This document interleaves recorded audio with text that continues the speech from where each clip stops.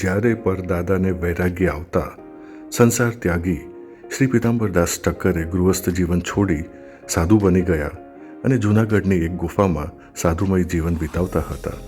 ત્યારે આજે પણ કદાચ તેમની હયાતી હોય તેમ અનુભવતા ત્રીજી પેઢીના ભરતભાઈ ઠક્કરના માર્ગદર્શનમાં ખૂબ જ ખંતથી ચોથી પેઢીના અવનેશભાઈ કે જેઓ મોન્ટુભાઈના હુલામણા નામથી પ્રચલિત છે, એમણે નાની ઉંમરથી ખમણ બનાવતા એવી કુશલ હથોટી મેળવી કે જેમને ખમણનો ચોરસ આકાર બદલી અને કુલ્ફી ખમણ જેવી અદ્ભુત વેરાયટી પણ બનાવવા લાગ્યા.